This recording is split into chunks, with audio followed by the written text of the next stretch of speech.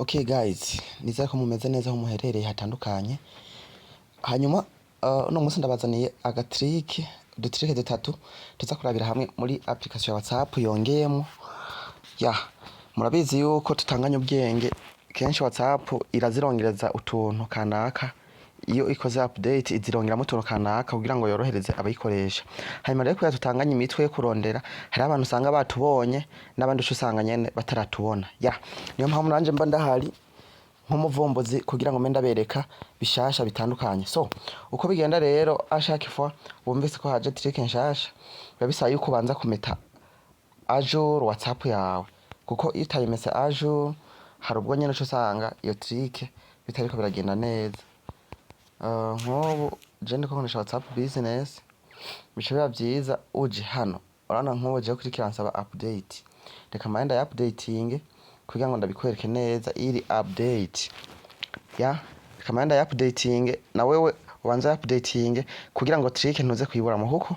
Hari abantu usanga nzana trick bakaca bidoga ngo ibi bintu waratuzaniye ngo sivyo ngo urumubeshi, kumbe application zabo ntiziri ajour.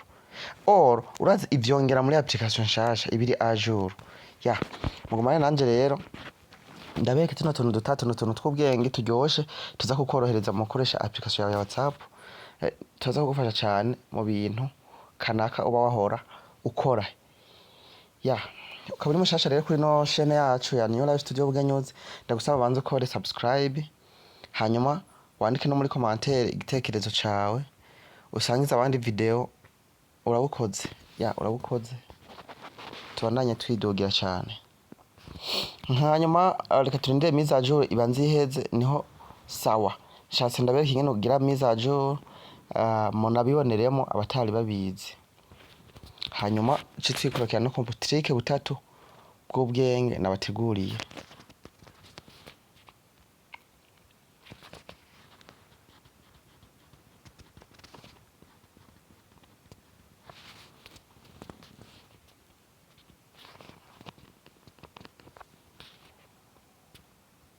Turarindira installation ko irangira.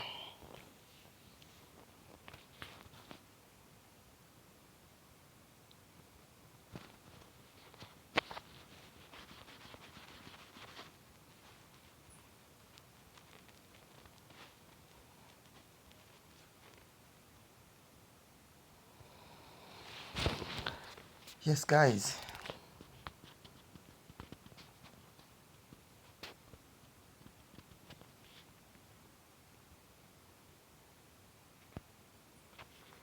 turatekereza installation irangire, hanyuma ndabereke utu tuntu tw'ubwenge.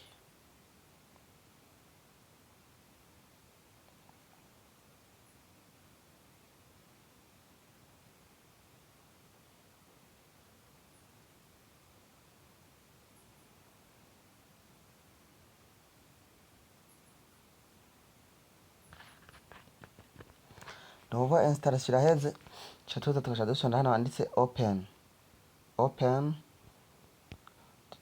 Turavyona nk'uko twinjira muri WhatsApp nyene nk'ibisanzwe.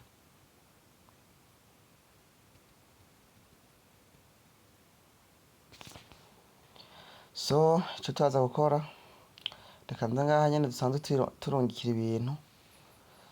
Ndungike message ndabereke ivyo bintu bitatu by'ubwenge abateguriye. No kuvuga kambere nirungikire message, murazi ko niyo trick iri muzo WhatsApp yongeyemo. So akanore kambere k'ubwenge ngenda bereke WhatsApp yongeyemo. Murabona hari gihe muba muri nko muri groupe kanaka, ari nk'umuntu agomba kuri anniversaire canke ari nk'umuntu agomba kuri mariage, bigasaba yuko ukora liste y'abantu ingene bagiye baraterera. Ukaca usanga rero urinda kugendera nimero ta bikugora, ugendera nimero ta ukandika ngo naka ngo afise ngo kunuku, ukaca wenda kuza nkuku, ukaca ugira ngo uwa kabiri ngo nawe ni nako, gasanga nyene nta nuko bitonze ku murongo, ni ibintu by'akajagari. Ivyo WhatsApp yabikosoye, yabigize neza ku murongo. Urabona nk'ubu nk'akarorero urajandika igiharuro rimwe, uca ugira akaburungu, uca kwita espace. Muravyumva? Cyane nk'akarorero ati Eric aterereye nka nk'akarorero nka $20 suko ni ukuvuga uhejeje. Murabona hano kuri clavier hariyo touche ya entrée, ushiza kuri touche ya entrée di clavier ugomba kugira wa kabiri. Murabona neza yuko acaza yamaze kuri nimerota. Cengira nk'ubu Bosco nawe ko aterereye nka $5. Yes, nce ngira entrée, nce ngira ati Obama nawe aterereye $1. Yes, hanyuma nce ngira entrée, nce ngira yuko na Lionel aterereye nka 2000 francs. Murabona neza yuko uko ngenda ndamanuka, urabona neza yuko liste iza kuza yikoze message ca ndayirungika muri groupe vyoroshe cane ya. Hanyuma ako niko gatrike ka mbere WhatsApp yongeyemo mu tuntu nabateguriye. So akandi kantu ka kabiri muraza kuza nk'uko murabona neza kano gatushe kuri clavier aka kamwe ukanditse nk'uko, hanyuma ukaca ugira espace. Urabona urakandika nk'uko, urakandika hanyuma ukaca uza hano kuri espace aha ukaca ushonda espace nk'uko uku.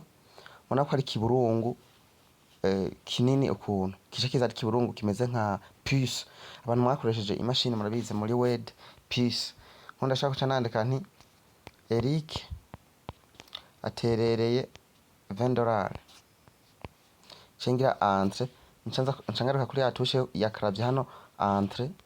Urabona yuko neza haca haza n'intuzenya nyene Bosco, cengira yuko yaterereye $5. Cemanuka nk'uko ncamvuga yuko Obama yatanze $1. Cengaruka kandi mfyonde entrée, cengira Lionel yatanze 2000 francs. Nuko murabona yuko ari akantu kameze cane, urabona ko ari trick itagase bitiriwe birakugora. Mu bisanzwe urabona ko WhatsApp yorohereje abayuza kuri ibi bintu. Nk'urya muntu yakora listing vyara bimuvuruga, ukinimerota ugasanga nyene nakajagari ya, ugasanga hariho na nimero wasimvye.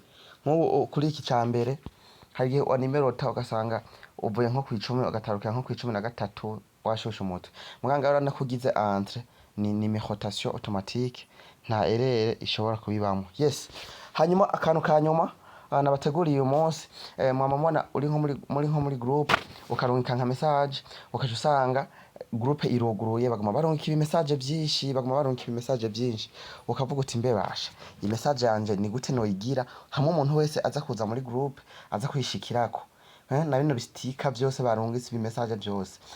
Nako kantu WhatsApp yakongeyemo korohereza aba admin kutaguma urungika message buri kanya ngo zanye kiniki.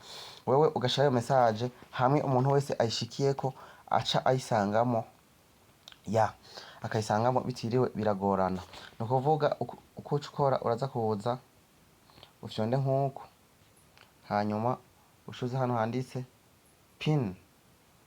Murabona aka kantu ko ngaha aka kantu kutuburungu dutatu, sorry, uciza hano kutuburungu dutatu uku, murabona hano handitse pin. Donc ucipininga barakubaza mbebasha choose how long your pin lasts. Donc barakubaza ngo ushaka yuko iyi message yawe iza kuguma iri pinned mu gihe cy'umwanya ungana gute. Bashaka guhitamo amasaha 28, imisi 7 canke ukwezi kose, we biravana. Nkuce ngira pin no kuvuga uko bimeze. Umuntu wese aje muri groupe n'importe quelle message barungika, wewe aza kubona ngaha hejuru. Ukibona aka kantu ahejuru akigafyondako acabona message iyo ariyo. Nuko natwe tunare dutatu tw'ubwengane nabateguriye, nkabasaba ko mubandanya mudushigikira mu gukora subscribe. Thank you.